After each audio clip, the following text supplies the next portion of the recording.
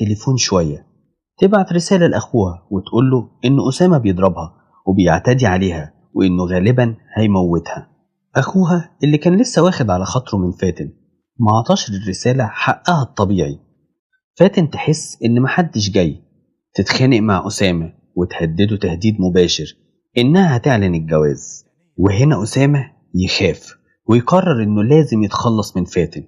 أهلها شبه مقاطعينها وما يعرفوش عنها حاجة، وأخوها مش عايز يسمع سيرتها.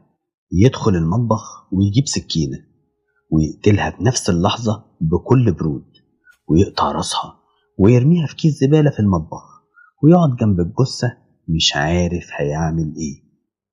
فيكلم أبوه يوصل ويتصدم من المنظر، لكن بدل ما يبلغ عنه يطلب منه إنه يدخل ياخد شاور ويغير هدومه ويحجز له تذكرة طيران للإمارات، وطلب منه إنه ينزل ويسيب الشقة مقفولة والجثة جواها.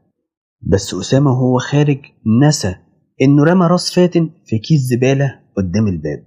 ومن هنا تبدأ الخيوط ترتبط: عامل النظافة، اكتشاف الجثة، وصول البوليس، ومعرفة إن الشقة لشاب اسمه أسامة بتزوره ستات كتير أكترهم فاتن.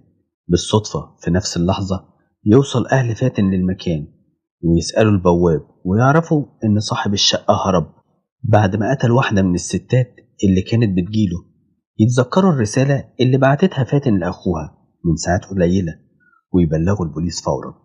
البوليس يقتحم الشقة ويلاقي الجثة، ويلاقوا البطاقة الشخصية بتاعت فاتن موجودة في الأوضة ويتأكدوا إنها فاتن.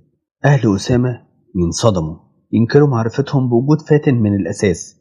وبسرعة البوليس يتواصل مع المطار، يكتشفوا إن أسامة سافر الإمارات من ساعات قليلة.